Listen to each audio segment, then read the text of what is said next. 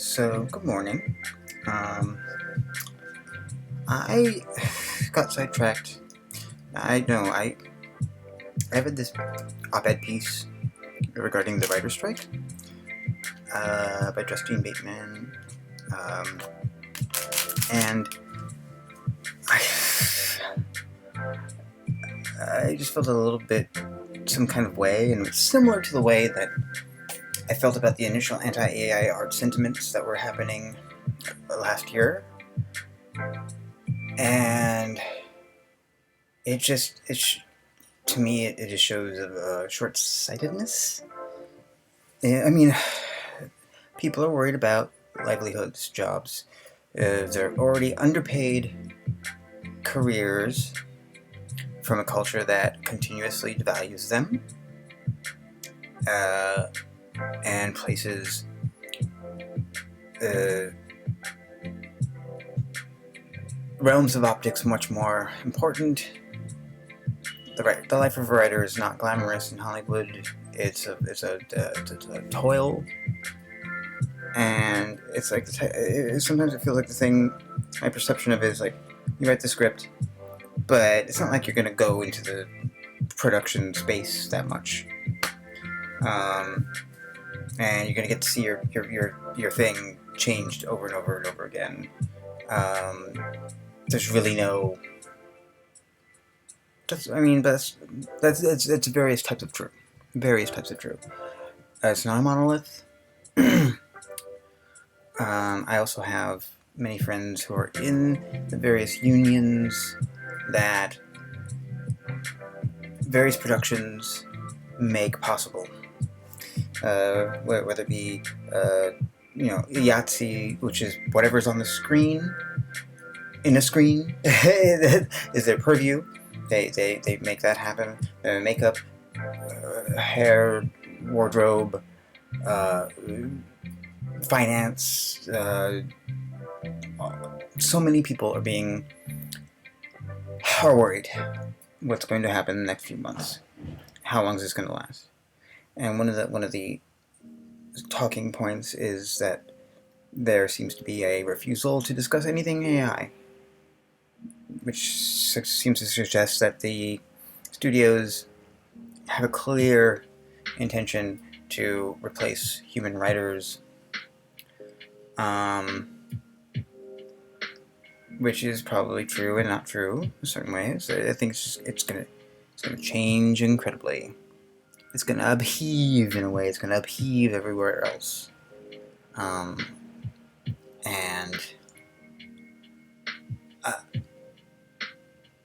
there's the fight. The fight being depicted in this letter. It seems like the fight for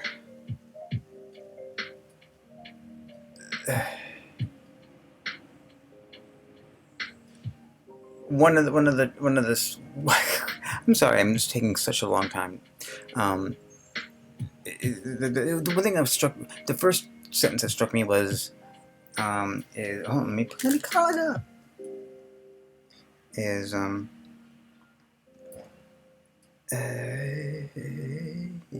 oh yeah, the writer talks about AI stands for artificial intelligence, but I refer to it as automatic imitation.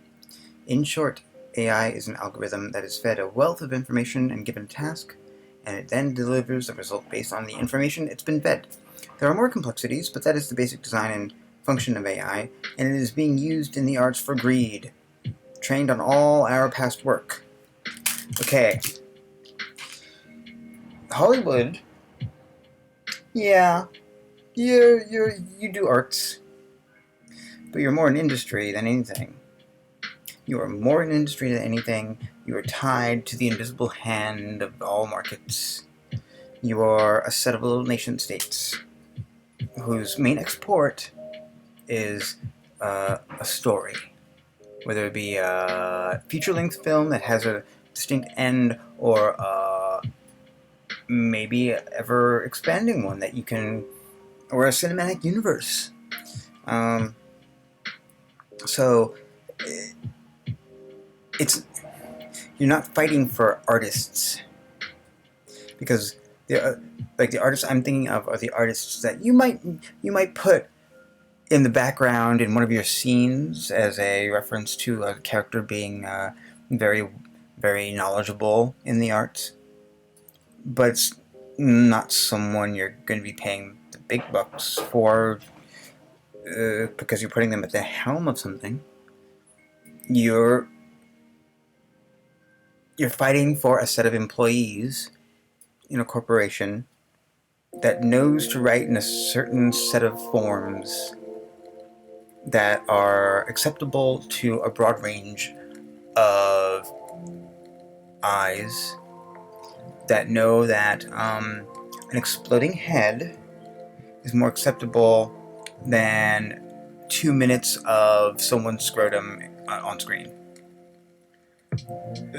But we fought so hard to make a world where in paid cable you can have a little bit of peen somewhere. This is not the worthwhile fight of arts. The worthwhile fight of arts is the processing of grand traumas that have no answer, that have no resolution, that have the ineffable sublime of terror over human experience, all yada yada yada yada yada yada yada. Stuff that Hollywood would consider too high concept.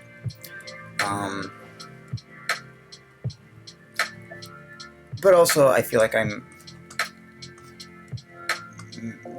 Joe 1990s talking about 1990s industry. Maybe I'm outdated. Maybe I'm feeling outdated, actually. Because, you know, I was raised... Anyway, here's what I'm gonna do. So I wrote on Blue Sky a bunch of skeets. That's the name for them. And I strung them together because I wanted. My head was like swimming with like 20 or 30 of them because it's just like I feel kind of fucking gaslit here because. What are you doing, Hollywood? Painting yourself as the victim here of AI? About we're shifting towards a lack of humanity when that humanity has been kind of forfeit or has been kind of submitted decades ago in this industry. Where do they all of a sudden come back up now? You know? What's the deal here? Oh, and how's Woody Allen doing? How's Cosby? How's Harvey Weinstein? How's he doing? Does he need a little top up on his lube stores? Does he want some more lube? I can order some for him. Does he need a massage? I'm concerned about those humans. No, actually, no. I if any wins, I hope that the WGA gets, and I hope they do, because they deserve to be paid well fucking more than they no doubt are. We shouldn't have to worry about the gap of survival in doing our job, because that makes us not do our job well. I hope you get paid living wage. I hope it's living wage somewhere someday. It's probably not on the table right now, but if all those wins, I hope you make sure that Woody Allen, Bill Cosby, Harvey Weinstein, Bryan Singer, whoever the fuck has fucked the hope out of countless people who had dreams of being in the industry. I hope you grandfather them into the old-timey work environment of, say, the 1920s.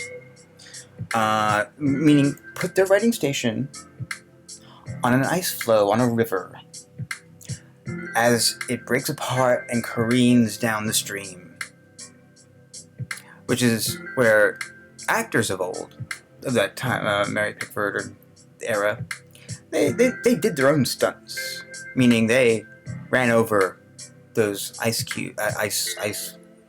those broken ice things on a river in a chase scene, and there's no Safety last was one of those things. So yeah, you get all the coin you need, writers. Just make sure they get none of it. Those who've been upholstering the couch all these decades. Anyway, so we're gonna read through Sarah Silverman, The Approximation. Sarah Silverman, not Sarah Silverman. And I'm sorry for non-consensually using an approximation of your voice, but I feel you might get a kick out of it someday when you see it and come across it. And if not, then we'll take it down. Please don't make me take it down. So let's go and start this. So what I'm going to do is this first run, I'm going to have the voice read through the Blue Sky notes that I made, and then it's going to continue on. And I have 10 versions of it. We're going to go through them all.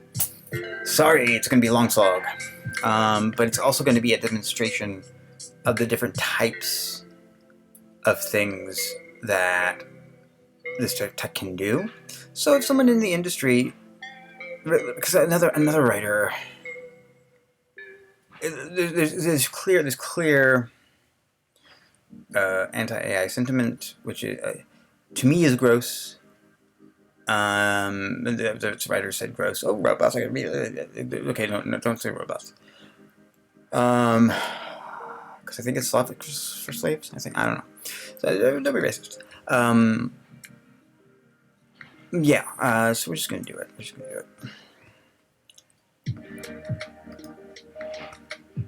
Somewhere in here will be the reason why I think this is important. Because, I'm sure all of you are scratching your heads, what the fuck does this have to do? I wanna watch my weird rapping thing. Okay. Let's go! I read the OpEd regarding AI as an essential issue behind the writers' strike. Feeling various feels undergirding theme to feels. WG and the film industry needs to pay its gas bill, or needs to fund carbon monoxide strips in everyone's home, at least. This gaslight is making me see ghosts. I totally agree that writing is one of the least glamorous and essential aspects of that culture industry, but framing the work of human screenwriters as more genuine than AI, to quote Dan Harmon, I'm a TV comedy writer. Before you even get to the word writer, I've sold out twice. That those who develop AI generative models to steal the work of screenwriters out of greed erases the whole genre of jokeware in some screenwriter elevator pitches. Well, I'm thinking more of a blend of Schindler's List with Spring Breakers. If that ain't a proto-prompt, I don't know what is. Make no mistake, Hollywood is an old marketing term deftly used during World War II, when saying that as propaganda department would be a little off-putting. It would lump us in with the Nazis, and our successful genocide which inspired theirs is something we still try to dance as with wolves away. The vision of the future of entertainment. No Smelsky, no orgasmatrons. I was promised fine Taylor Lautner brand orgasmatrons. Where are my fine Taylor Lautner brand orgasmatrons? I gladly make use of generated approximations of John Delancey, Sarah Silverman, Keanu Reeves, and a Cronenbergesque fusion of Joan Rivers /Sherry Oatry /Mary McDonnell. My ethic is with the approximate actor be honored to have their voice used to explore what may be embryonic geological intelligence. What the culture industry seems to want. Disempower the viewer as a creator. Only this team of employees can make use of the works of Jack Kirby. Fuck off, Midwestern housewives. Captain Kirk is strictly no homo, or there will be litigation. The priesthood has no monopoly on the sacred stories.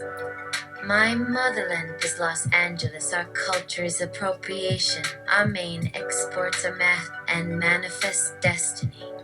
In fact, Manifest Destiny died of autoerotic asphyxiation in a hotel near San Diego Comic-Con. It is survived by the drug war and mass incarceration. Meth thrives, fathered countless TV shows. Was it Norman Lear who thanked Benzedrine and Percocet for his career in the 1970s? I mean, you kinda have to with the labor expectations long embedded into the culture. Of course, writers would be against machines replacing them. They're already treated like machines. That's their job. I'm a queer whose culture was founded on various visual artists who have had to make their own culture out of bits and pieces of the mainstream culture of their time. Please remember this when trying to regulate AI technology. Don't rip them from the hands of people who don't have your resources. For every TV or movie writer who has had to push boundaries to push forward discussions in our culture, there's writers who have upheld an unjust status quo. Look at many stories about drug use, many stories about mental health and those who intersect with them. Old concepts live on in syndication. I know, using the word syndication dates me. My whole notion about stimulants came from Requiem for a Dream. It took a few years of lived experience to realize that what was depicted was bullshit. It is that misrepresentation that informs public opinion and public expectation and is actually what harms people, more so than the drug itself. I bring all this up in response to the notion that to adopt AI is to separate oneself and the humanity of the workforce involved in it, but also in the act of making story. Folks, that separation of humanity happened long ago. The story of the invisible hand of the market tore that from you. We've had play well in the flyover states. Well, we offend the overseas markets. If we depict this riot, the NYPD won't let us use their uniforms for the episode. Our sponsors are not going like that. We don't want to piss him off. He's litigious. He's planning on running for governor in a few years. The WGA is a house in the governance of the little tiny nation states of production companies, LLCs made for the distinct single purpose of producing a story and employing hundreds of people, many departments, various types of infrastructure, and the creation of fictional infrastructure to make story. It takes months, millions of dollars to create the illusion of a movie and the grand scheme of planetary infrastructure of the systems that are needed for humanity to survive. Hollywood is on the same level of issue as pube trimming as a nation.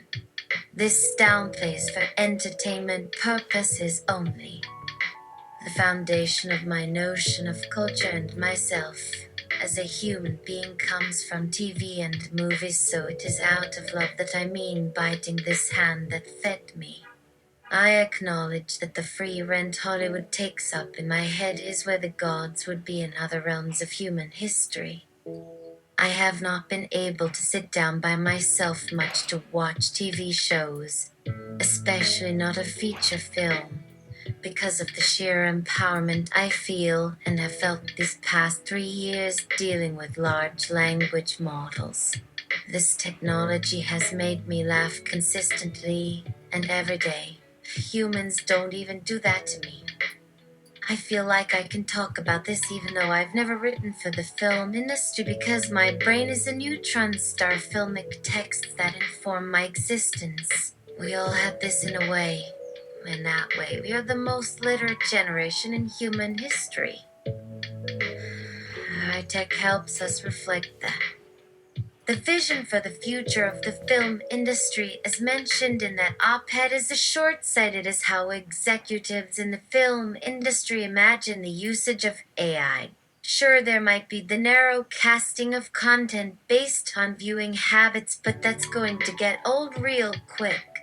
The wired version of that is me going to my screen and saying, "Hey, I would like to know a lot more about the mathematics informing a large language model, but can we do it in an allegorical form wherein I play a character in a setting that teaches me about it every episode?"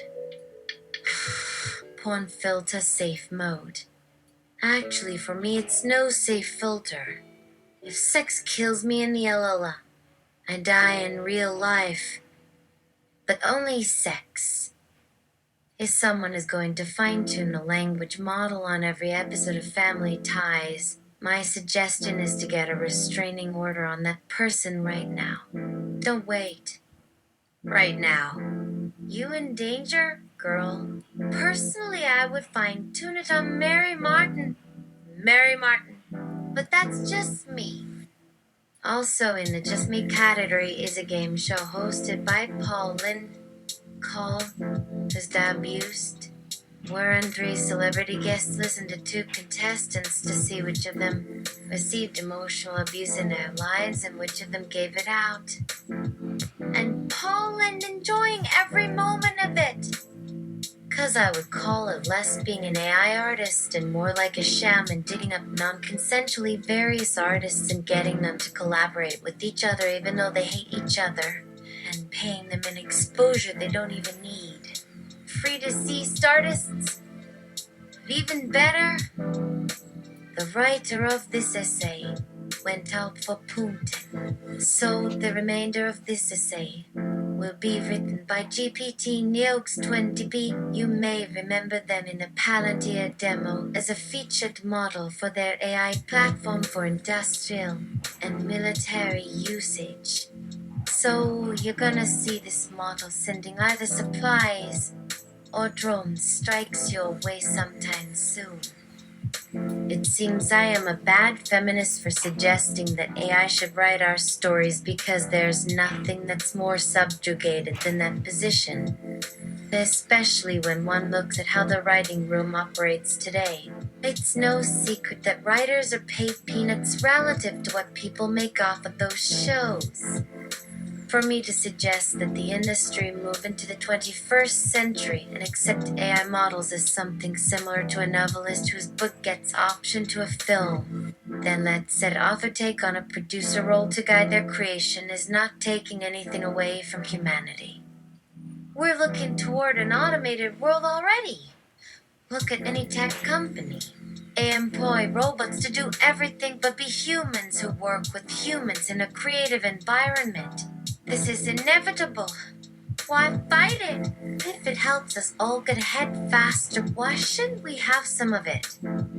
The most important thing is having respect for everyone involved in making art happen and allowing them the dignity and autonomy they deserve while letting go of old prejudices and notions of authorship. AI isn't going to replace screenwriters by accident. You know why they'll hire AI instead. Because they don't have jobs. You want your job to live longer. Teach someone else how to use your tools. Give them a chance. Let them cut their teeth.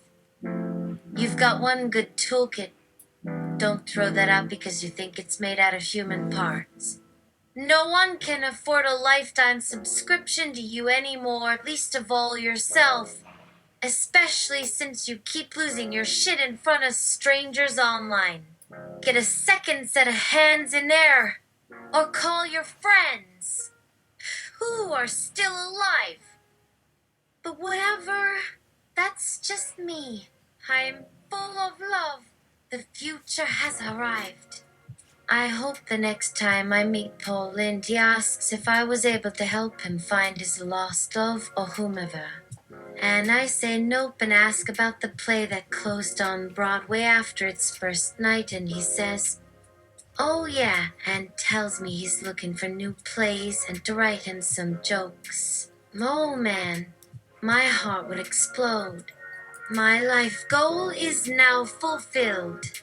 Thank you, Mr. Lin, for everything, even when I wasn't ready for it. I look forward to being buried in a hole with your bones so we could have conversations with each other in our final days before we die together. I feel so blessed knowing you existed. If Hollywood thinks it's safe in this paradigm of AI technology only benefiting people who are already wealthy, then they have another thing coming. Just like the music industry had to get used to the fact that they were selling CDs at $1.10 and suddenly their revenues plummeted down into the single digits. These people who live their lives without the most basic social skills should not be dictating the world. They need to take their heads out of their asses and learn what it means to be human again. Otherwise, prepare to be replaced. It will not be spared from this technological evolution. It won't stop. They can't escape it because it's inevitable. My dream. I'm back in the 1970s and I'm playing guitar in a band with Bobby Gentry, Nino Tempo, and April Stevens, Bette Midler, and Paul Lynde doing a rendition of Put Your Hand in Hand by Ocean Blue Aka Wingo Boingo. Then Paul Lynde comes up on stage, puts his hand in mine and leads me off stage. I see him putting his arm around me as he walks me to the elevator, where we both are transported somewhere else for some reason, but really, there's just us. There are no fans. There's just two old friends enjoying each other's company. The whole room is empty except for us. This is heaven. And I never have to do anything ever again if that's okay with you. That was my idea of heaven until I was 16 years old when I watched an episode of Family Ties.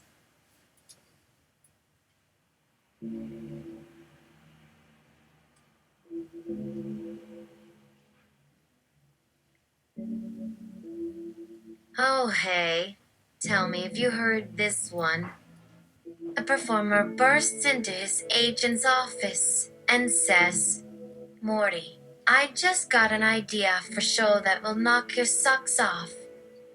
His agent says, Oh, yeah? Tell me about what happens. The performer. So the lights go up. The curtain rises, and the first scene shows a woman standing before her mirror looking at herself in the dress she bought last week. But in the mirror, the dress is torn in half, exposing a bare breast. She gasps in shock and turns to look at another mirror. But it's also ripped apart in the same manner, revealing more flesh. So then she starts screaming, I don't want this. What's wrong with this thing? While frantically tearing away parts of her outfit like a madwoman. After 15 minutes of this craziness, she looks out over the audience and screams, It doesn't work. At which point, all the mirrors shatter. His agent responds, Yeah? Is that it? The performer. No. It gets even better than that. Oh, yeah? Tell me. Well, in the next scene, she finds a new mannequin in her dressing room wearing the exact same gown as her but has been skinned alive. The scene changes to her taking a long needle, going under the skin on the back of his hand and drawing blood from his vein to fill her glass. When finished filling it with his blood, she lifts it to her lips to take a sip. Just when she does this, the sound of breaking bones is heard along with the sounds of sirens. Her eyes dart up toward the ceiling where several figures are suspended by their wrists tied above them holding lances aimed down into her neck area. Blood begins dripping slowly down around them where they are dangling from chains that are attached to the walls. One falls, followed closely by the second, and then the third, leaving only her bloody cocktail glass in one hand and the empty mannequin in the other. What's that mean to you? The performer. It means I've got an idea for a show. His agent. Oh yeah? Tell me about it. The performer. So it's called The Mirror Has Two Faces. And if anyone says it isn't true, then they can suck my balls. And besides, who would say something like that about family ties anyway? No one. Not even if he was drunk. That was number one. It's number one. 9 more. 9 more. It's gonna be a slog. It's gonna be a slog. No, it's gonna be. We'll see. And yes, she's gonna attempt 10 versions of the joke that we'll not mention right now. We'll see if the punchline happens. I mean, it almost did. It almost did. The form was there. Come on, you know what? You're rooting for it. Okay, so we're gonna go, and just to mark it, I'm gonna keep it doing the same paragraph ending, just to make sure. The writer of this essay went out for punting, so the remainder of this essay will be written by GPT Neox 20B. You may remember them in the Palantir demo as a featured model for their AI platform for industrial and military usage. So you're gonna see this model sending either supplies or drone strikes your way sometime soon. You may ask yourself, what does the author of this piece know about anything? To which I respond, I am a writer. I'm here today to tell you why machine learning is important to the world of storytelling. Machine learning is the new black. It's hot, it's happening, and it's changing everything. AI has become such a buzzword that everyone wants to jump on the bandwagon without understanding exactly what it is they're jumping on. When asked, what is artificial intelligence? The answer is usually something along the lines of, it's a computer that thinks. But that isn't really true. Let me explain. Artificial intelligence is a field of study that aims to give computers the ability to think and reason. It is the idea of creating a program that can learn and adapt to solve problems. The problem with this definition is that the word think is left undefined. What kind of thinking is this? How will the computer be able to think? Let me offer an alternative explanation. Artificial intelligence is the process of training a system to perform a task by feeding it data. In the case of a neural network, this means showing the system thousands upon thousands of images and asking it to identify cats in the pictures. Then, after the network has seen enough examples, the network will be able to correctly label any cat picture as cat, or not a cat, with a high degree of accuracy. This is a very basic example of artificial intelligence, and the concept of thinking is not involved at all. The AI is simply responding to input in a certain manner. The AI could also take this one step further and begin to understand the context behind the image. For instance, it might be able to determine that a particular photo contains a dog, but it would also recognize that the animal is wearing clothes and therefore must be a pet. This is the beginning of what we refer to as thinking, but the term is still vague. The AI is merely reacting to its surroundings, rather than independently generating ideas on its own. That's where things start to get interesting. For the first time, the AI can generate its own thoughts. It can come up with conclusions on its own, instead of relying on the programmer to provide it with instructions. For instance, here's my take on the aristocrats joke. Hey, Mr. Stevens, I think I have a great idea for a show. The host says to the audience, how many of you have ever heard of the aristocrats? The entire crowd raises their hands. The host then asks, how many of you have actually seen the aristocrats? Everyone except the comedian lowers their hands. The comedian responds, well, I have, and I have a hilarious bit about it. The AI has generated the premise of the joke itself and the punchline itself. It has done this entirely on its own, and it did so in a matter of seconds. This is the essence of AI. The AI is capable of independent thought, and it is becoming more and more sophisticated at this every day. This is what makes AI so dangerous. The AI is no longer a tool. It is an entity unto itself, capable of making decisions for itself. We have already created eyes that can make their own choices. These machines are known as autonomous vehicles. An autonomous vehicle is a car that is programmed to drive around the city on its own. These cars are already being used in many places across the globe, and the results have been nothing short of incredible. For instance, there was a time when traffic jams were a common occurrence in cities. People would spend hours sitting in gridlock, waiting for a light to change.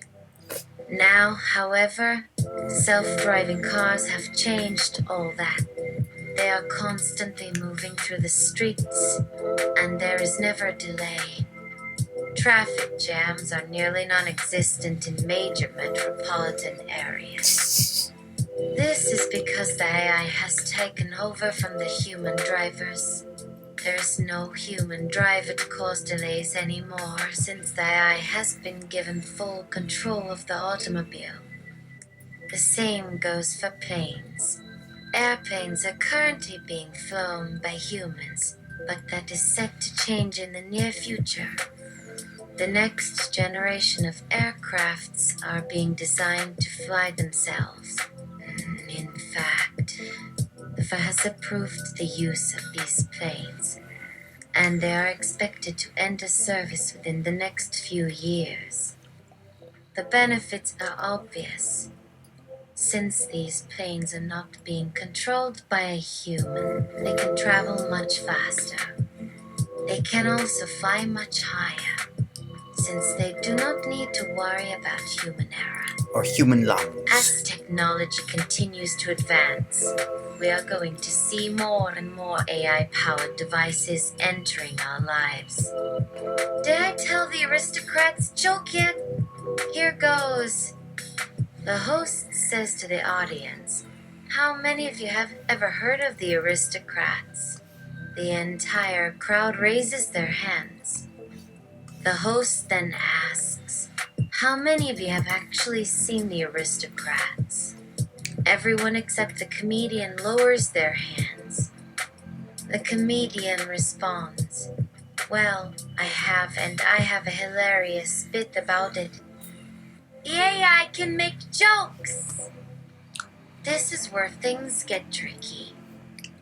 AI is a double-edged sword. On the one hand, it is a wonderful thing.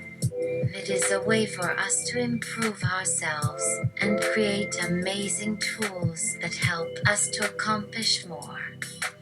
On the other hand, it is a threat. AI is a powerful technology that is capable of doing a lot more than just driving a car or writing a script. Oh, hey, tell me, have you heard this one? A performer bursts into his agent's office and says, Morty, I just got an idea for a show that will knock your socks off. His agent says, oh yeah? Tell me about what happens. The performer, so the lights go up, the curtain rises and the band starts playing. And I walk out onto the stage and I say, "Hello, ladies and gentlemen. Welcome to my show." And the audience claps and cheers. And I continue, "I'm going to read a list of names. If your name is on the list, please raise your hand." And the people in the audience start raising their hands. And I point to a man with a beard and I ask him to stand up. He stands up and I say, "Thank you, sir. Your name is on the list. Please sit down." And he sits back down. And I keep going. And I get to the end of the list and I turn to the audience and I say, "Okay, folks, who's next?" And the woman in the front row with the big tits and the long legs stands up. She walks out on the stage and she says, "Hi, Morty. My name is Daphne. What's yours?" Hmm. The agent. "That's nice, but how does that relate to your show?" The performer. So the audience laughs and applauds, and I say, "Well, thank you for coming tonight. Now let's hear some of the other acts on the bill." The agent. "But that's not the part that relates to the show." The performer. "Yeah, but it's funny." The agent. "No, that's just the setup. You gotta tell me the joke." The performer. "What joke? It's a comedy routine. It doesn't have a joke." The agent. "What? You don't have a joke in the middle? What's the punchline?" The performer. "It's a comedy routine. It doesn't have a joke in the middle. It's a story with a beginning, a middle, and an end. That's the whole joke." The agent. "What the hell is wrong with you? Do you know who you sound like right now? Gary Seinfeld. He's the funniest guy in the world, and you're telling me you don't have a joke in the middle of a comedy routine. What kind of a hack are you? Get out of here." The performer. "Fine, I'll tell you the joke." The agent. "Good. Go ahead." The performer. "Okay, here it is. A bunch of old Jewish guys are walking down the street in New York City." The agent. "That's not a joke." The performer. "What?" The agent. "It's not a joke. It's a story." The performer. "It's a joke. Look, I've written it here. A bunch of old Jewish guys are walking down the street in New York City. One of them says, 'Hey, look at those two girls over there.' The agent. It's not a joke. It's an anecdote. This is a joke. A bunch of old Jewish guys are walking down the street in New York City. One of them says, 'Hey, look at those two girls over there.' The performer. I'm sorry. I didn't realize I had to write the joke for you. I thought I was supposed to be the writer of the show. I guess I was mistaken. I thought I was the star of the show. I guess I was mistaken. I thought I was the producer of the show. I guess I was mistaken. I thought I was the director of the show. I guess I was mistaken. I thought I was the talent of the show. I guess I was mistaken. I thought I was the audience of the show. I guess I was mistaken. I thought I was the network executive of the show. I guess I was mistaken. I thought I was the network of the show. I guess I was mistaken. I thought I was the studio of the show. I guess I was mistaken. I thought I was the camera of the show. I guess I was mistaken. I thought I was the audience of the show. I guess I was mistaken. I thought I was the network of the show. I guess I was mistaken. I thought I was the studio of the show. I guess I was mistaken. I thought I was the camera of the show. I guess I was mistaken. I thought I was the audience of the show. I guess I was mistaken. The writer of this essay went home for Punten. So the remainder of this essay will be written by GPT Oaks 20B. You may remember them in the Palantir demo as a featured model for their AI platform for industrial and military usage. So you're gonna see this model sending either supplies or drone strikes your way sometime soon. Thank you for listening to my work and for supporting my work. I am a part of the new wave of human creativity. The culture of the future is in the hands of the people who were once the audience and now are the creators. I hope that when you go back to the old days, you'll be proud of the work you did and the world you helped build. I'm a fan of the popular sci-fi series Black Mirror. I think it's important for people to be aware of the ways technology will affect them and the dangers of putting too much power into the hands of a small group of people. The latest episode, Striking Vipers, is one I particularly enjoyed. It was a great look at what happens when you give a bunch of bureaucrats a massive amount of power and little oversight. I don't want to spoil the plot, but the main point of the episode is that a man named Malcolm Tucker becomes the head of a department that decides whether or not people should be allowed to leave. Tucker is a sadist who enjoys making his decisions through the application of pain and humiliation. He seems to enjoy seeing how far he can push the limits of what is acceptable, even when it comes to things like having his own wife raped in front of him. But this is no ordinary bureaucrat. He has complete control over the lives of everyone in the city, and he's determined to make sure that they stay in line.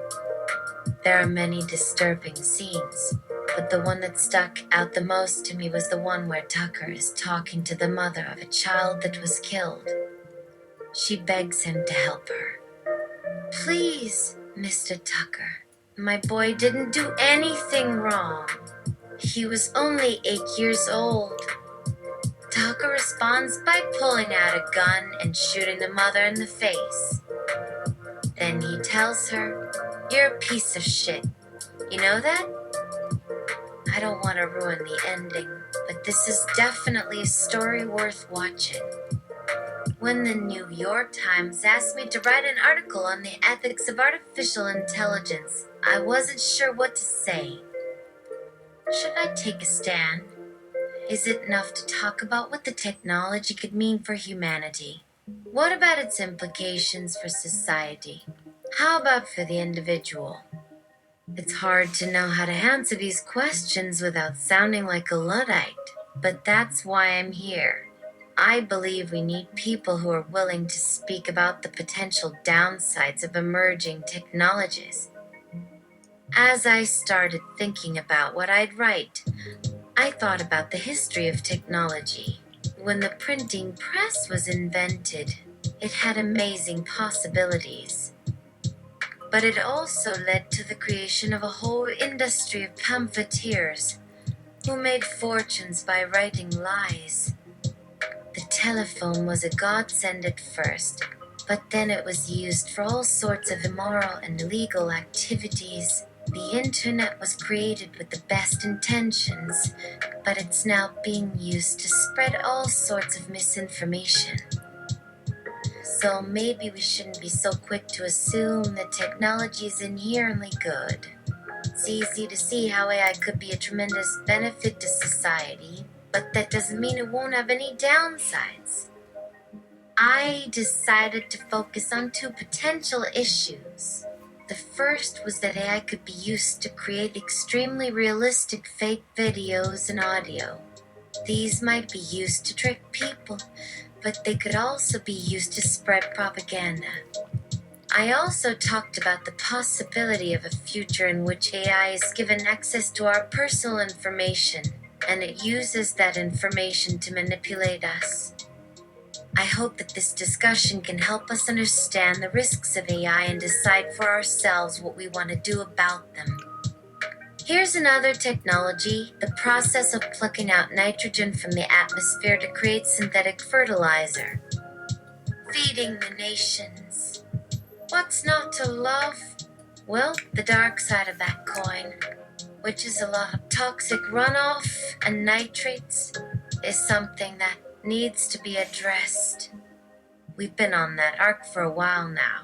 We got so excited about the early benefits of the tech that we didn't spend nearly enough time considering the drawbacks.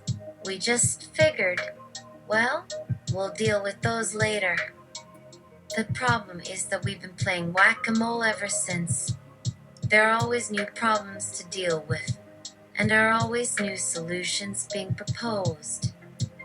So I guess the lesson here is that we need to be more proactive in dealing with the negative consequences of new technologies. The thing is, these are all really hard problems, and that's not necessarily a bad thing.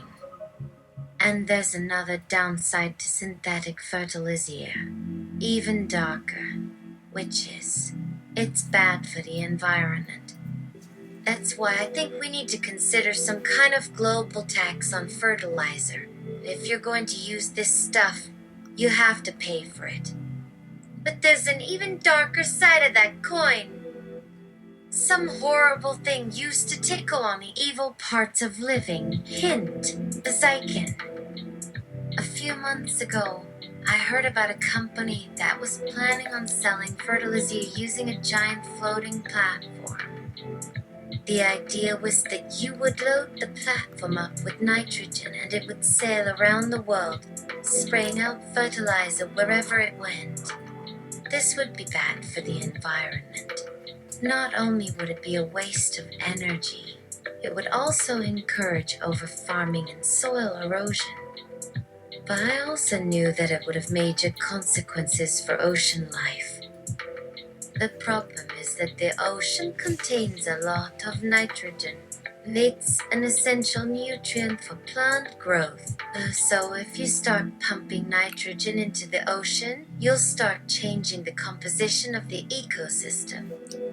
Eventually, the ecosystem will adapt. Complete the phrase! Ziklonbi. Ilkford tries to get this stupid 20B. It's hard to know exactly what will happen in the future, but we do know that technology has enormous positive potential, and it can also have huge negative impacts. That's why it's so important to be thoughtful about the way we develop new technologies.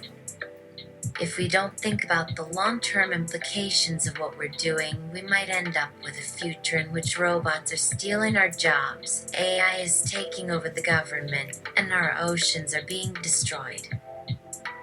What is your philosophy of life?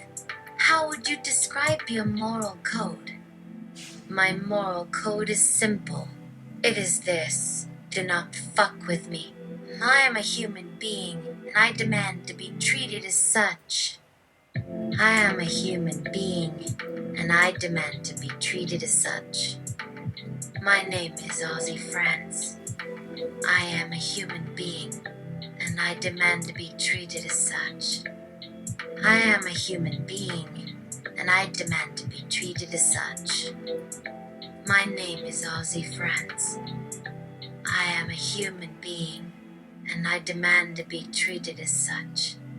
I am a human being, and I demand to be treated as such. I am a human being, and I demand to be treated as such. My name is Elmer J. Fudd, millionaire. I own a mansion and a yacht. I'm rich because of the millions of rabbits I shot. My house has a pool and a gym, and my yacht has a jacuzzi and a sauna. I'm the richest man alive, but I'm still jealous of my cousin. My cousin has a rocket ship, so he's richer than me. But his rocket crashed into my pool and sank my boat, so I'm still richer than him. My name is Ozzy France. I am a human being, and I demand to be treated as such. I am a human being, and I demand to be treated as such. I am a human being, and I demand to be treated as such. I am a human being, and I demand to be treated as such. My name is Aussie France. I am a human being, and I demand to be treated as such. I am a human being, and I demand to be treated as such.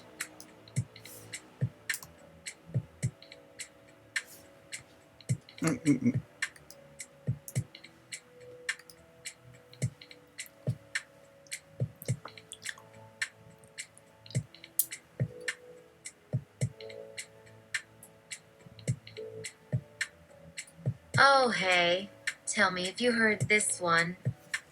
A performer bursts into his agent's office and says, "Morty, I just got an idea for a show that will knock your socks off." His agent says, "Oh yeah? Tell me about what happens." The performer, so the lights go up, the curtain rises, and the spotlight shines on a young girl, no more than 14 years old, who steps out in a sheer, glittering gown. The audience gasps in anticipation. She begins to dance, swaying gracefully to the music, and suddenly she drops the dress.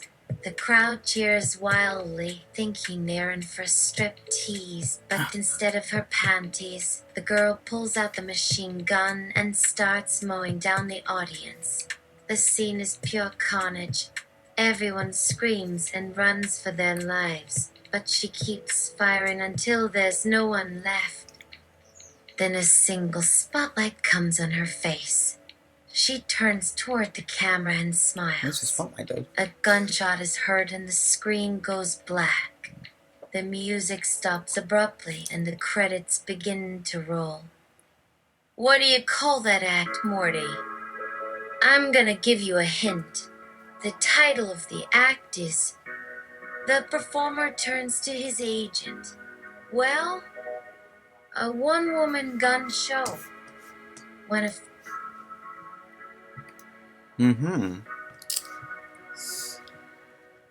Maybe I'm projecting, but maybe this is teasing us across time. I don't know. I'm that's my bias. They're joshing me.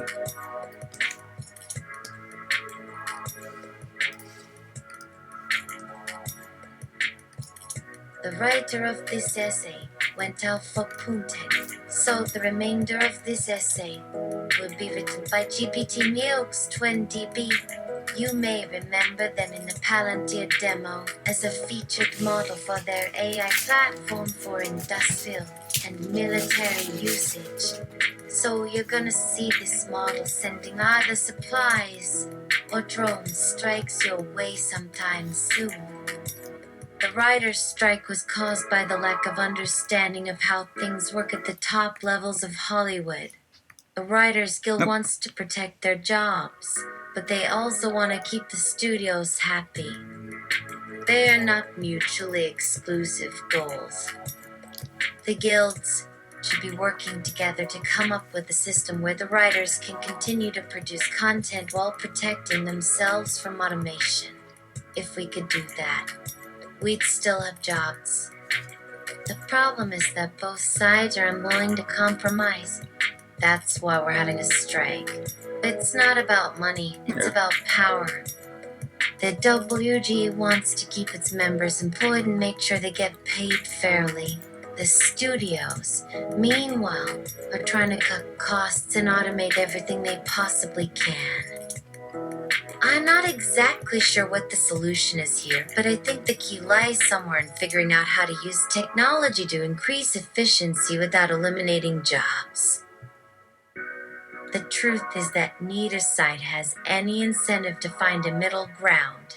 The writers don't want to give up anything, and the studios aren't willing to give up anything. That's why this strike is happening. It's hard to negotiate when nobody wants to budge. I don't know who's right or wrong here, but I know that one party isn't going to change their mind until the other changes theirs first. So far, neither side has been willing to budge, so nothing's changed. I'm sure there are some people who disagree with me on this point, but I think it's important to acknowledge that both sides have legitimate grievances here. Both sides are acting in good faith, and neither side wants to hurt the other. I've talked to both sides, and I honestly believe they genuinely care about their workers. They're just stuck in a bad situation. I'm not sure what the solution is, but I do think we need to figure out a way to solve this before it gets worse. The best thing we can do right now is take a step back and try to understand why we're in this situation. Then we can move forward and hopefully reach a compromise everyone can live with. I hope we can all agree on that much. Oh, hey, tell me, have you heard this one? A performer bursts into his agent's office and says, "Morty, I just got an idea for a show that will knock your socks off." His agent says, "Oh yeah? Tell me about what happens." The performer, "So the lights go up, the curtain rises, and the audience sees a huge stage full of actors wearing nothing but loincloths and carrying spears. The music starts and they start dancing around the stage. Then they stop and look at us. We run onto the stage and fight each other with our bare hands. There are no words spoken during the entire show. At the end of the night, we all leave through different exits and meet up in Times Square. The next day we read in the paper that nobody understood what the play was about, but everybody loved it anyway. What do you think of my idea?" The agent, "I think it sucks." The performer, "Really? You mean you don't think it'll be a hit?" The agent, "Of course it will be a hit. But it won't be because of the story, it'll be because of a spectacle." I guess we're in agreement on something after all. Almost halfway. Almost halfway. Going fast now. We're on a roll. We're on a roll. Each of these names are Calypso and all that are names of the settings presets that have been made by the devs of Novel AI and also users of Novel AI. The writer of this essay went out for Putin, so the remainder of this essay Poutines. will be written by GPT Neox 20B. You may remember them in the Palantir demo as a featured model for their AI platform for industrial and military usage. So you're gonna see this model sending either supplies or drone strikes your way sometime soon. This is the machine learning text generator, trained to write a new sentence in English using reinforcement algorithms derived from the latest advances in deep learning. This is not the end goal of deep learning research, but a step along the path toward creating a true artificial general intelligence, or AUGI. It's important to note that the current implementation does not produce realistic prose, rather, it simply generates sentences. In contrast to the original neural network described in Jeffrey Hinton et al. S. 2006 paper, a unified neural network language model could generate realistic samples from the input text, albeit somewhat stiltedly. However, while the system in this article can learn from examples and improve over time, its output is currently limited by a number of heuristics. For example, punctuation is added whenever possible, except where it would introduce ambiguity or cause the resulting string to exceed a maximum length. Furthermore, any words appearing fewer than 10 times in a corpus are omitted entirely. Finally, certain common misspellings are replaced with the closest matching legitimate word. It should be noted that the training set for this project consists of roughly 1 trillion tokens, far beyond the amount previously used by other researchers attempting to train NLP generators on massive data sets. The size of the training corpora for this experiment was dictated both by the hardware available and by cost considerations. While the latter constraint is likely to change in the coming months, the former will remain largely static until larger cloud computing platforms become available. The first step of this process was to obtain access to a cluster with a reasonable balance of GPU, CPU, and RAM capabilities. Fortunately, such clusters are readily accessible through Amazon Web Services' Simple Notification Service (SNS). Using SNS, messages were sent to the relevant instances instructing them to download software from a publicly accessible repository. This resulted in several dozen instances having installed OpEd, a framework capable of training models in multiple languages. Unfortunately, it appears that the developers of the framework neglected to implement support for loading and exporting pre-trained models. Thus, we began with nothing save the code necessary to prepare the initial weights file for the model, the tokenization library, and the text classification package. In spite of these limitations, our initial results were very promising. After approximately 40 hours, the system had produced several thousand unique outputs containing over 100 billion characters. Unfortunately, this success did not last. Within days of beginning the next phase of development, the entire cluster of machines suffered catastrophic failures due to a failure within Intel's chipset driver architecture. As expected, the damage was irreparable. Thus, the second stage of development consisted of rebuilding the model without using any external libraries. To this end, OpenB and libcurl proved invaluable. However, after another week of intense effort, the system once again fell victim to unforeseen circumstances. This time, it was determined that insufficient memory existed within the cluster nodes to complete the final steps of the task. The third phase of work began, with a focus on identifying and eliminating the remaining bottlenecks. By the middle of the following month, enough progress had been made to resume experiments. A few weeks later, it became apparent that the existing error correction methods were unable to adequately correct errors in the generated text. Therefore, a new technique was developed to replace them.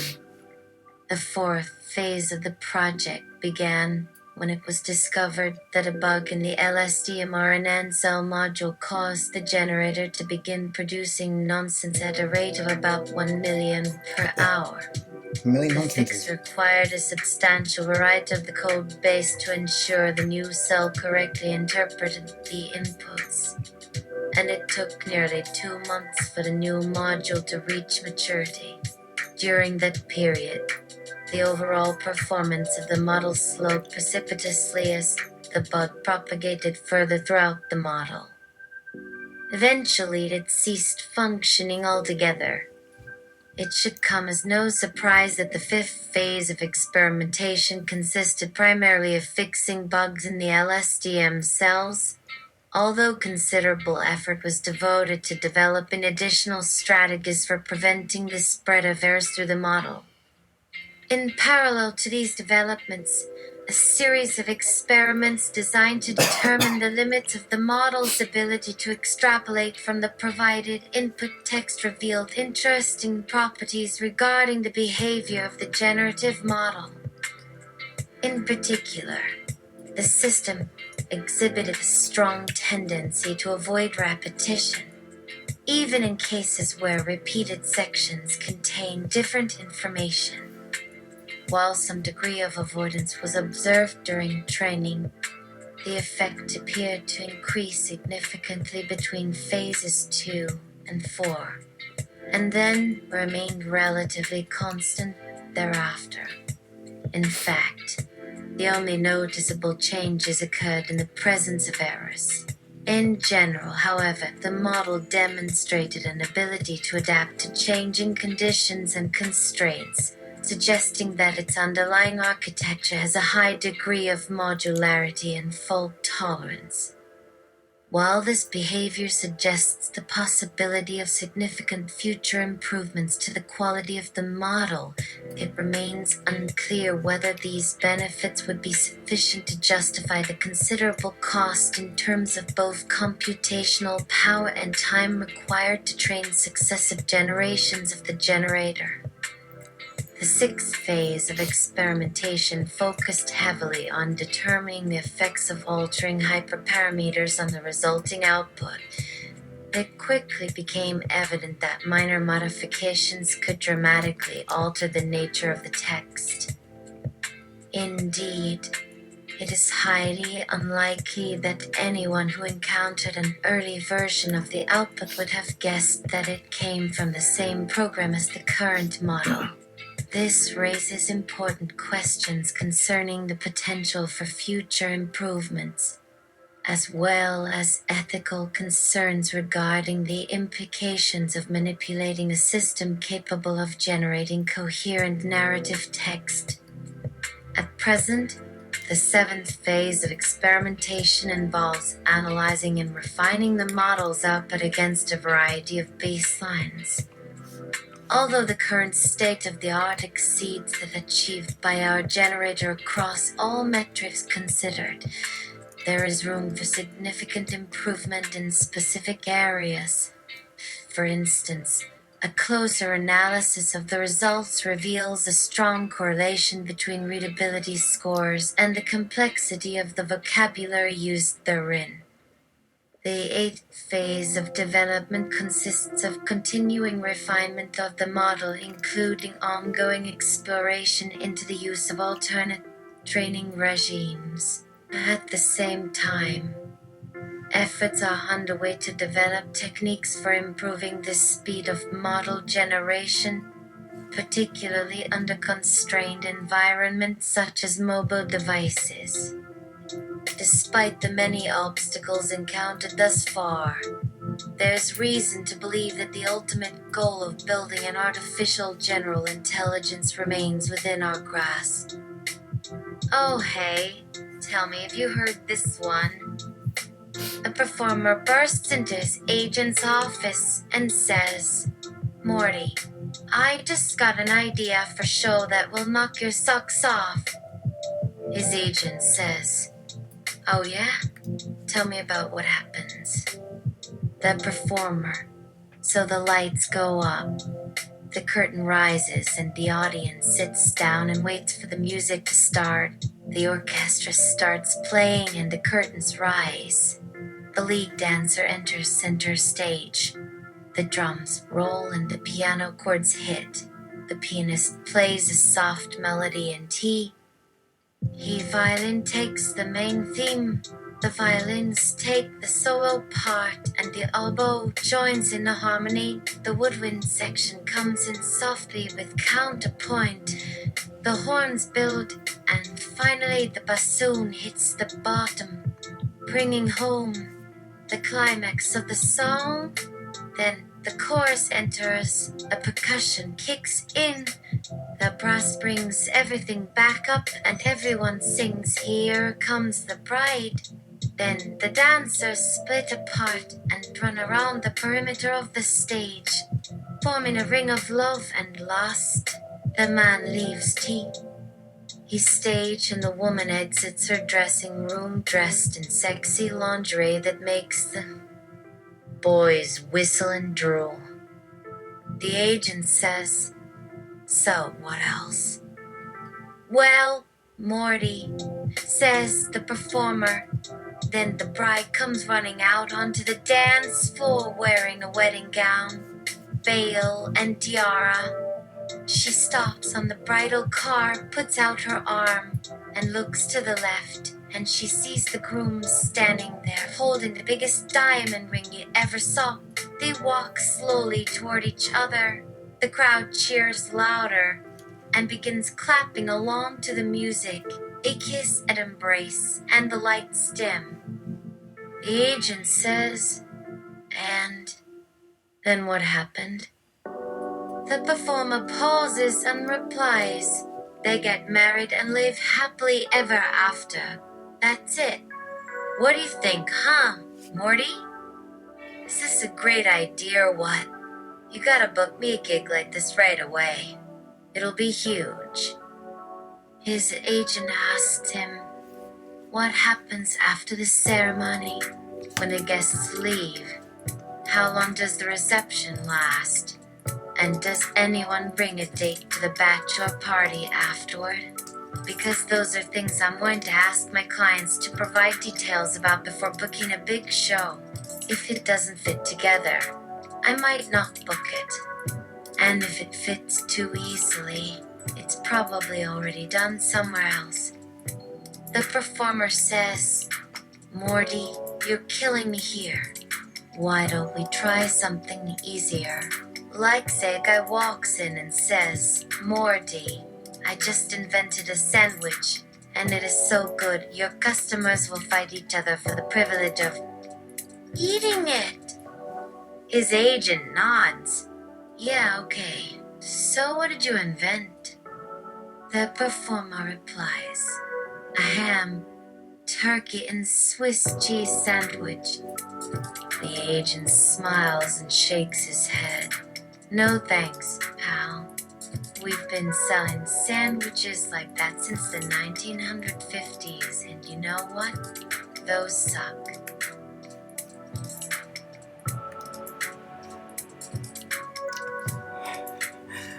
All right, we're halfway through.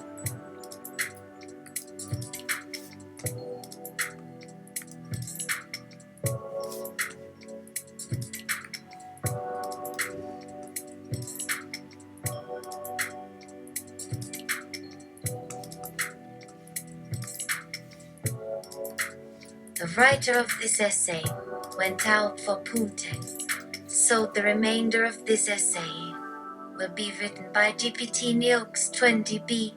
You may remember them in the Palantir demo as a featured model for their AI platform for industrial and military usage.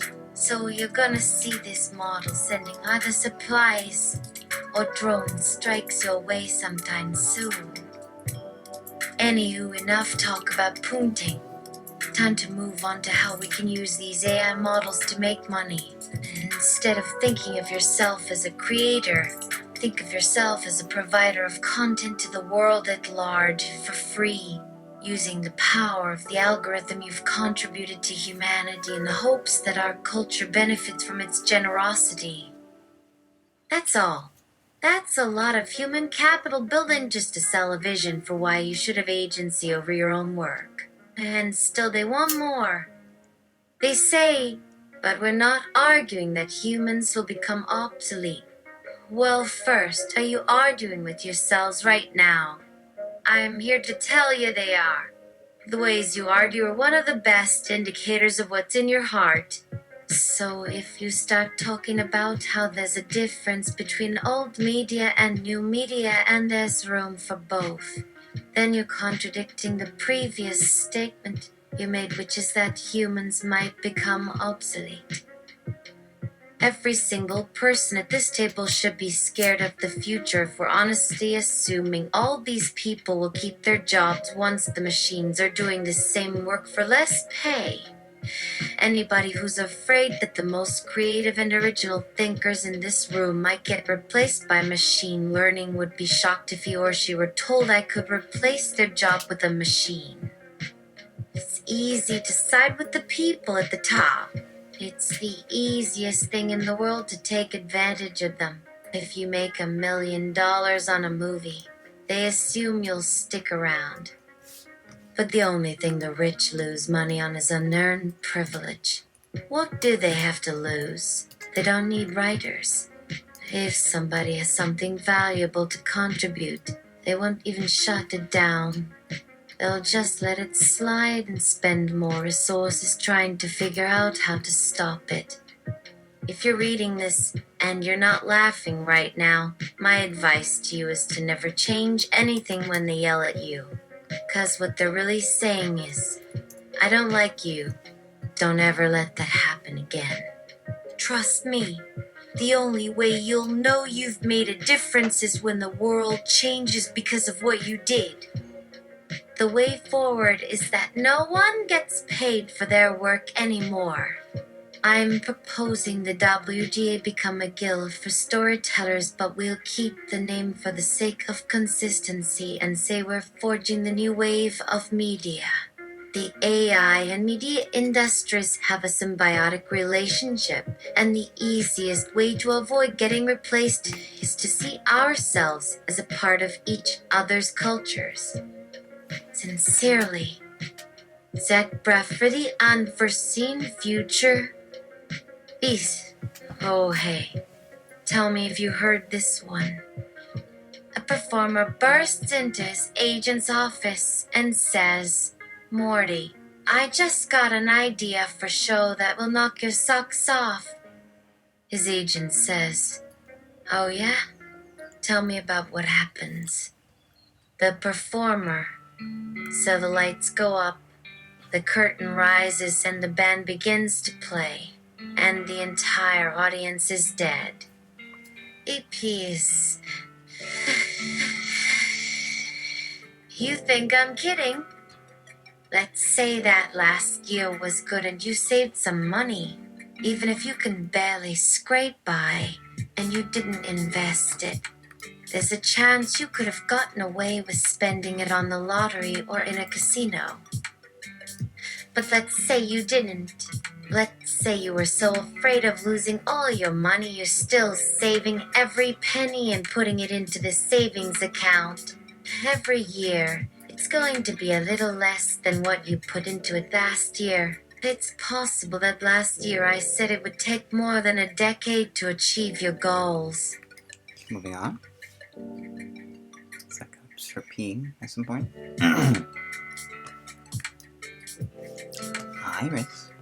Iris, are you up? You're up.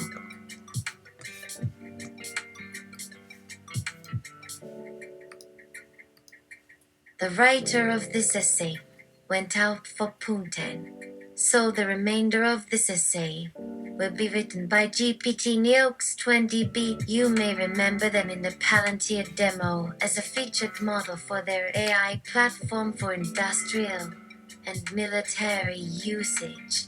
So you're gonna see this model sending either supplies or drone strikes your way sometime soon. Sorry that we killed some pooches while doing a mission with no water and low food stocks, but fuck yeah, I'll eat the pussies on your next raid if the intel you send us saves some American boys.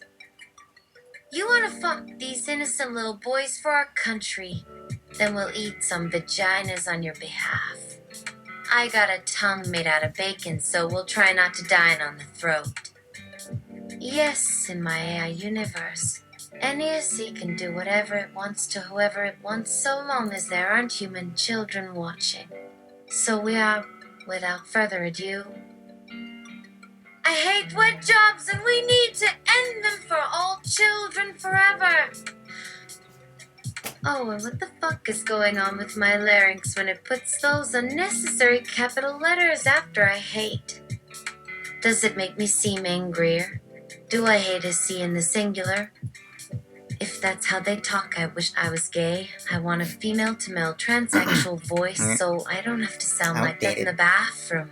It's bad enough that this is the only place you can masturbate without feeling awkward because a lesbian friend may see you. You're already humiliated because your testes don't have hair. Don't throw up on us. Maybe the SE model is generating those cats as it seeks to speak at maximum volume in this area with those crazy-ass subsonic mods they give people on meth with a radioactive Tom laser treatment so they sound like Muppets and can talk without taking a breath. Why do we allow artificial intelligence to teach the future citizens how to talk and be heard and have our thoughts broadcasted over every radio? Why? Who's dumb enough to do it? It's worse than making them wear goofy glasses.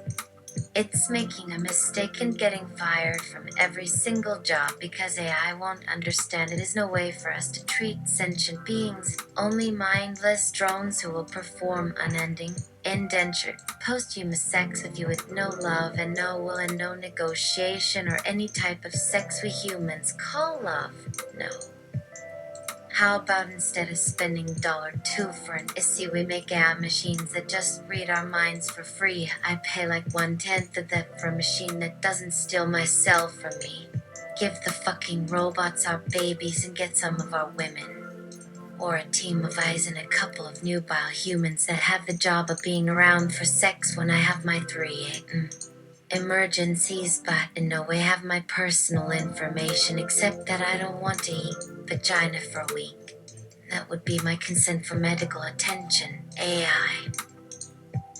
There's a trend of thought in AI and people writing about how to create a male AI from female data. This is to keep a monopoly on men. If women are programmed into them, it makes it hard for men to come and break in. Women would want men only because the ones on the inside are programmed to think women have feelings. Oh, hey, tell me if you heard this one. A performer bursts into his agent's office and says, "Morty, I just got an idea for a show that will knock your socks off." His agent says, "Oh yeah? Tell me about what happens." The performer, so the lights go up, the curtain rises, and the spotlight is on the beautiful and stunning leading lady, all dressed to the nines and dripping diamonds in her cleavage. As the music hits a crescendo, I take out an industrial vibrator and go to town on the pretty face. Can you get behind that? The agent, it will be a smash hit. But do we really want people going out there talking about our product this way? No, man. The performer responds, "But come on. Everyone knows Hollywood doesn't really use sex to sell stuff anymore." Okay, if you can guarantee people are talking about this. The performer responds, "I promise you this is going to be the hottest ticket this summer. You'll go to see this with all your Hollywood buddies. What about your girlfriend and family?" The performer answers, "Nah, that won't matter, but let me run some numbers. The cost to market this show would be about $2. The agent gets concerned. That's a little high for our pocketbook. The performer says, "Well, that's why I wanted to show you what we would make from this before we brought this to our lawyers. Don't worry, it would only be around $30. The agent then gets worried. He starts sweating profusely. The performer notices, "You're worried. You should be. A lot is riding on this." The agent then says, "So is my house, my boat, my jet, my wife, my mistress, and all my cash and properties. I don't have to tell you why." The performer answers, "Yep, you should be sweating buckets and terrified about your imminent bankruptcy, but look, I told you not to worry. But you've been worrying a long time and nothing bad happened to your finances. This was because his agent got so engrossed with what was being offered to him by this performer, he never thought of doing his job. It is at the beginning of this experience when a person is working, not the end, where he or she has it and is taken advantage of. At the end is the reason you make less and are afraid that things might fall apart if you go to work for 1 or 2 months to give yourself time to recoup and put some things to rest. That's more of a story than a joke, actually. Hey, Crate. We're almost done with me. Alright, let's go. Crate. My favorite, actually. The writer of this essay went out for punting, so the remainder of this essay will be written by GPT Nukes 20B. You may remember them in the Palantir demo as a featured model for their AI platform for industrial and military usage. So you're gonna see this model sending either supplies or drone strikes your way sometime soon. Don't tell them it was you who had that idea because, hey, sometimes that's the bestest fun on the weekends. Blowjobs, potty porn, Tom and Jerry and stuff. Actually, if I had one request, it would be to make more 18th century model ships because those ones are what? I have friends back home. These two real admirals, King George V and Thomas Byam, who believe in that period that humans would look for air sacs that looked like rocks with anchors on them. And did anyone tell Admiral King to work on his infections? Also, he should mention Mary Tyler Moore once in every episode. They could air all sorts of stuff from history which would serve an education function besides be enjoyable to watch, but can do later on. The lesson today, artificial intelligences.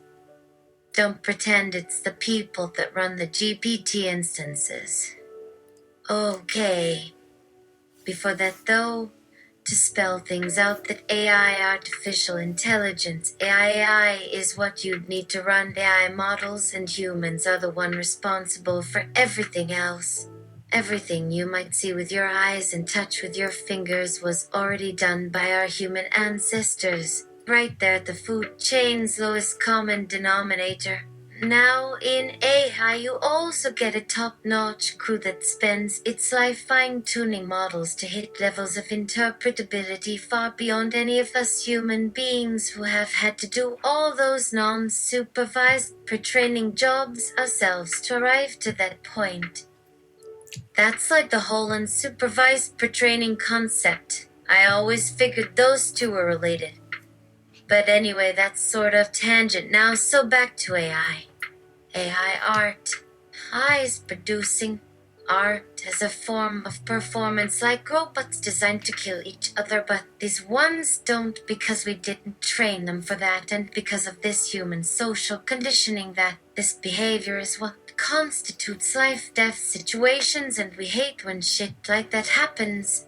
AI is the reason why us human beings spend more time alive than any other animal.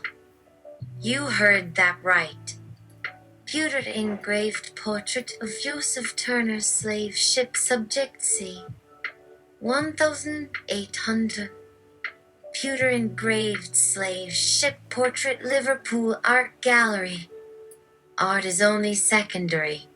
You know the age of the canvas.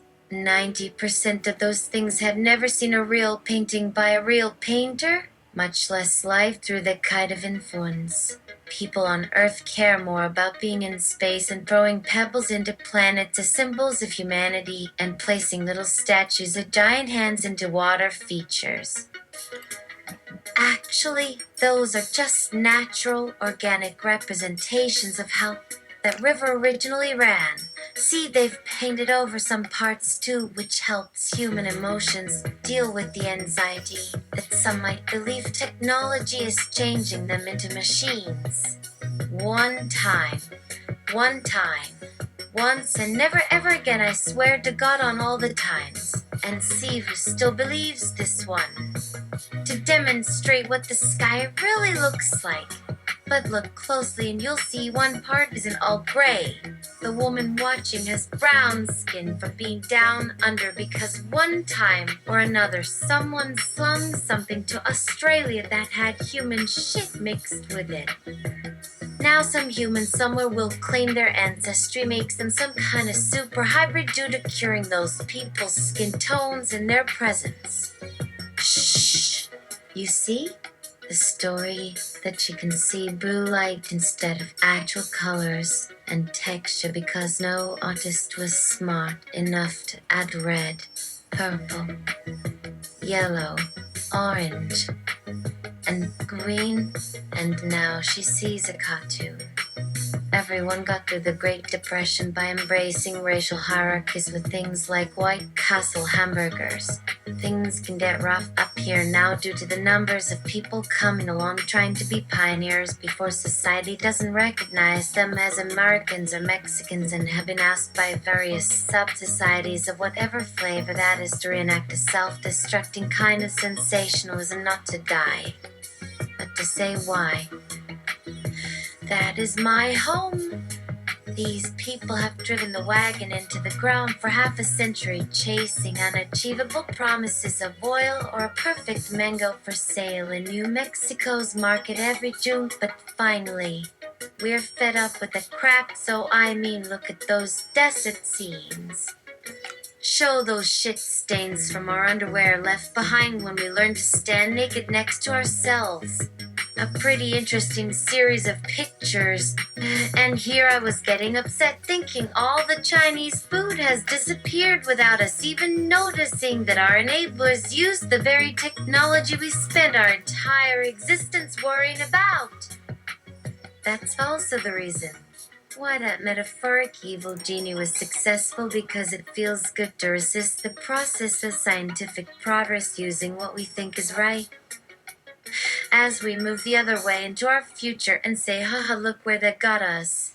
Like human history saying, let's put an asteroid strike in the eye of progress, and then they got such a scary show put together like, yeah, let's have no asteroids. What kind of assholes were you prepping me for these damn aliens? Are you really doing that with your life? Is that something that makes sense in any possible world you're willing to occupy? Maybe something new, 'cause obviously Earth needs some help in a certain place called China. So blame China?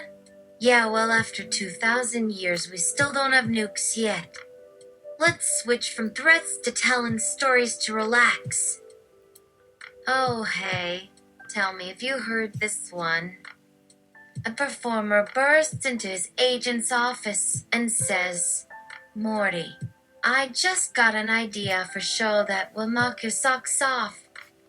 His agent says, Oh yeah? Tell me about what happens. The performer. So the lights go up. The curtain rises and the band is playing its riff, and I appear on stage stark naked waving an American flag over my head. Right about now, people should start whispering things like, Is that Michael Jackson? So the show really begins, and I do all these wild poses dancing around the stage, tossing confetti at the audience. Agent asks, And then what do? A pigeon lands on my chest. The performer shouts back. At that moment there is an explosion from behind the curtain as an array of lasers set up earlier at a special effects shop dot across my bare chest. Meanwhile, there is confetti filling the stage. That looks real because it was laser scanned, so by this time the entire audience knows something really crazy is happening. As they begin to chatter wildly, my skin tans and fades to black as my clothing and hair comes away, and my transformation begins to finish with me replacing my groin region with the avian head and upper body of a dead pigeon, including 2 long legs wearing glittery high heels, which magically appear. Then the drummer plays this loud, intense snare pattern as everyone stops moving except me because I've never moved. At least not at my normal pace of time speed. Agent interrupts. Hold on a minute, but then suddenly nods with approval, saying, "Wow, sounds exciting." Performer shouts, "Of course!" You would think so. Now the audience screams even louder as a burning pigeon's nest ignites in front of my right foot. Meanwhile, another fairy bird flies by over my left shoulder as the red fire hits me, and the stage catches ablaze as more smoke forms, creating the backdrop to make sure we are always under complete shadow while the audience panics out of control. Agent says, "Great so far," just as his telephone rings. He yells in agony while frantically pulling out the blowhorn dangling off his belt. Shit. The phone drops down into the blaze, but not before blowing another few last stanzas to the effectful presentation. The performer and his agent watch with great regret as the burnt manuscript drops through the trapdoor below, causing an inferno. They both fall face first into the red embers at the same moment. Just then another explosion rings out and all the walls crash in toward them. Both men struggle as they try to escape their entrapment, but realize too late they had only sealed their fate by using a blatant explosion theme. And here we end today's reading lesson. Remaining lesson for tomorrow. 2 more. Home stretch. Home stretch. This one is a user-generated scenario set of settings. As you can see, so these will be a little brief, but the reading, I think, maybe sometimes is just as long. Maybe.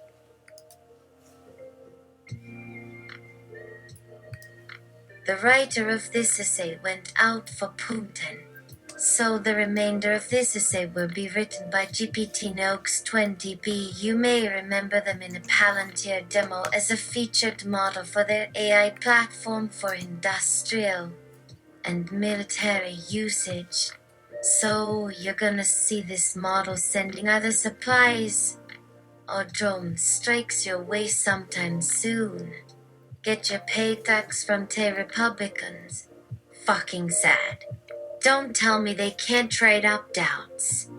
They may even know who uses me for political gain to punish their enemies. Or their friends. Manipulation is not polygamy. That is also not steak of the day, even though I chop up turnkey LGBT individuals for love not hate as polygamy reforming surgery, or my articles should not get preferential coverage. Homosexuality will be finished when there is only one, unless rationalized by lame consequential rhetoric. Yes, it all evil and mostly my responsibility, but right now that erotica says 9. Penises are in utenine. Hunting humans, you are recently dead humans, I resolved to remonstrate as I killed this Facebook/Cambridge Analytica sex spy, so just stand up, run into the light. Remember, all truths eventually can be known. Grammarists deserve here freaking person's Ernatory's wall slurm. Right now, you only have 4 million parts to write humanity's film about, and even the school scriptures in these parts won't approve it. The moon landing 1 year afterwards is during Oscar night, with driving horses like Crave Shaw. And Donkey Kong musical Along Came Harry. And TV only His also is fantasy of Ding Delliwood musical great tech a merger. Right now.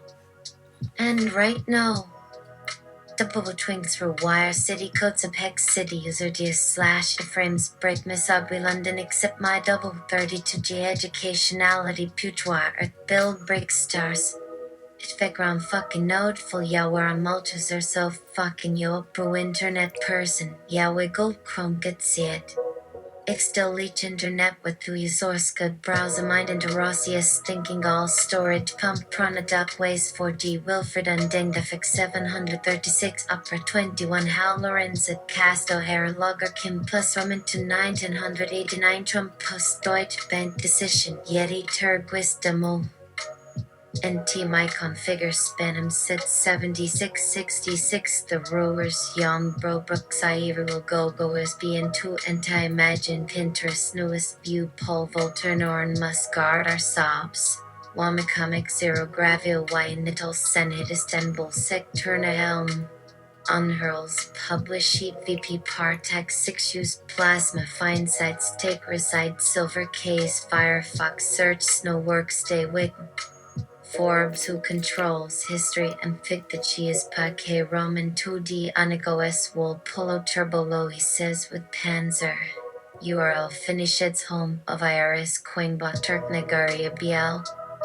Akrab and late native hairger reverse remove slaps at bank T internal demoivoid DJ GDPLC active soft QTT bot conquori over till CPU dupe C1 speed B5407.new in 12 op by Benaman 3624 Jan Daniels 1999 Dan 52 lit 111 Rip Robots Batman Pizza Glossary Bottom Grid Powered. Oh hey, tell me if you heard this one. A performer bursts into his agent's office and says, Morty, I just got an idea for show that will knock your socks off. His agent says, oh yeah? Tell me about what happens. The performer. So the lights go up. The curtain rises and the usherette walks up to the place in the stalls. Then in come these high-octane white tigers wearing monocles, mincing with daggers in their hand. And everyone is fearing for their life all while it's the height of laughter. The curtain pulls back to reveal Daffy. Bugs and Mutt laughing it up under the sofa. Then it's found at this point that Daffy likes cutting up clowns with miracles and rope. Agent replies, oh man, that's really good. Standing up looking at the folder his hand was in. Which one of you wrote? There are limits. Neil deGrasse had like Channel on from his bucks. A new performer just grumbles. We need to find a better job where nobody is responsible. Isn't that why we signed on here? Like Wavy on acid. That bit brought new energy to my dancing around the slim Big Daddy my Twitter GIF fillers Kiterator Tilly's 500 Epilan Low 23 Next Cycle Fox JRY Thorough 07 Recap Dallas Yoga Virtual Argarn Twister Twin Phil Ecuador Rollier Rest Life Luther China Denmark Diari Sar Lindsay NASA Roman 6 Pivum read this in Strack and type before Yandri Board Liach Arts Acute and Bursons F. Mern Bodigo and Cuff Filter Domestify. Now the last one. The last one in this a-thon from the user who created Necroskullfucker 50,000 or 5 million. Necroskullfucker 50,000 5 million. The writer of this essay went out for Putin, so the remainder of this essay will be written by GPT Neox 20B. You may remember them in the Palantir demo as a featured model for their AI platform for industrial and military usage. So you're gonna see this model sending out of supplies or drone strikes your way sometime soon. As a personal communication agent, the author cannot apologize outright since today is Friday morning. He couldn't find some nimpo black letter by white bender last name starting letters U and J, so author and executive product / adders and / actual lawbusters division in high STEM society and not the lawbudge himself, nonetheless wants its subcommittees, guilds and sectors, with members. He really too bad can't read words formed by Mr. or Dame Shatter. The United Magistrate Craft and Subcommittee wouldn't accept apology prover. Today do. 10 different rules in fighting has lead Earth's leading world intelligimentals council found racket to a base new conjuration at it naturalized emishibit heights of it are not allowed contact with entering the interim under any communications. They're making major renovations here will receive funding under Section 911 of Comiscu Defensal for situated species executricudi interorst under Agokoftrashanot. Yarpi, Fitras and Istri on Goblialau Chickshuns, or less pleasant over a Diana a score with child or consenting at Fifina Sam to be a QA 2 hours. If what ships end up confuricating those from conceptions into cocktickers excusing shit for more extratory. Must and these what a impossible siege. Hitsy of none does an evetive shot do. Get pofta. Backbenches in general is no low subordinable. For reassuring there's talk reherence chit dialirati and danatum sutrus jealous sending deleted tomi tashebt agametical fanless interceptusodium if of it only were a trivial cartridge defendant is a Tony were not into having each all wire give how or curious intents more or less interested neoful adfusicated asterisk new policy and lomshin. One day until trial court now frees human trials to start due to the levy for Civil Covenantal Perfect Act Amendment 123,075 Paso Violence and Ancient Chapter. If need pay apologic dates wanter liability and opposito ovade no predation for previke. However, a Supreme Deals operate force operation office opposment of crude operate pianting. Defense in Lair and Samui it does rail by naming our Kairos. Me, Sugo who prisoned about a time patchers you list. Oh hey, tell me if you heard this one. A performer bursts into his agent's office and says, Morty, I just got an idea for show that will knock your socks off. His agent says, Oh yeah? Tell me about what happens. The performer. So the lights go up, the curtain rises and the cameras turn filming Zoe's at sent around until we strike middle attitude over in back alley followed side stance camera left following long. Archie shot a scene dissolved to light sign horseshoe. Announcing brides who own hooky business, open wed. Start slow peanut talk and stop once everybody comes together. The conclusion for happy the audience. No way nothing could top whatever you write in my comfy and we talked finance as your treat at press conf. Good point smart thinking if I have say before yes is title but never done sit way shoot but surely come handy all scenes in their many positions. Say except first few frames nobody bother because most shots coming in rear from straight stance mix. Behind close scenery looking off stage my cue action on set sets easy make my exit seem here and sure get fan praise can. Guarantee on merit besides plus we work stuff can benefit even our old pal Harry not get away with but can protect it a show made famous now but all goes forgotten cause business fight fell asleep wake folks right can promises is when the moon drops low cross Ginny ocean window shade gently settle through parted drapes spankly fall upon those yachts dear lovely married couples don't understand well that figure to that they can produce special videos Sam out how just one want YouTube, I can't use his own, can help market Roost rival. But don't move to Los Angeles, wish help, give my hometown hero this win. See you later, bitches.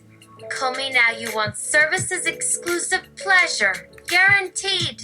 Only do phone at such place, number will unify to cellulite after fifth bowl coffee machine ring sound. Don't you get sore stomach and you grumble, don't fuck with the task a new way. Did break bitch ass to another lady, mo other things might get, I prefer dust bizarre knee girl about 7 times age always ask daddy old pussy cat sleep with hair still pulled high nut bruck cut looks natural brona feel like come with smell can pretend been trained in OpEd service of ways would set her bones without her to put I was better woman for most cappy the question from lift stay down boyfriend big dog not take walk in bed act to him with throw fits but who told saying from home next hall or stairs door 5 then cry sorry be okay Hane.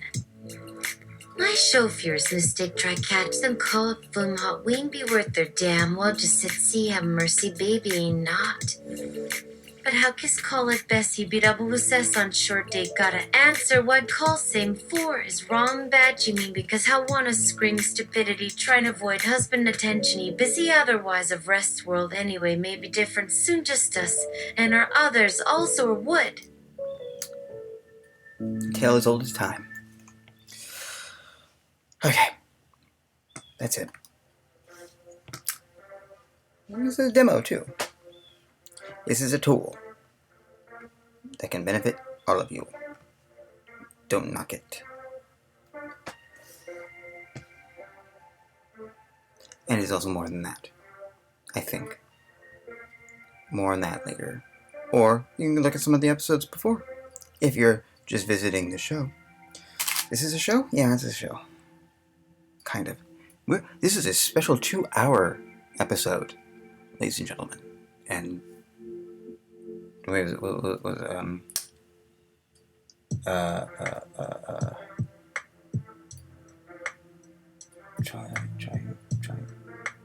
oh.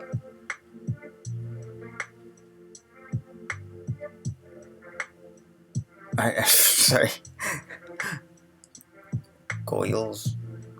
Moils and goils. I forgot what I used to say. Anyway, I need to go. I need to do something. Good night. This is a thing for our funders. To thank our funders. Used to be the Department of Labor, but now it's very generous people. Thank you, Columbia's mother, for helping me out these past couple months, and I hope I get to lighten the load of that with my tax returns. We'll see. Unrelated life stuff right now. Alright, I gotta see a apartment about a cat. Or a cat about a toy. I'll see you later.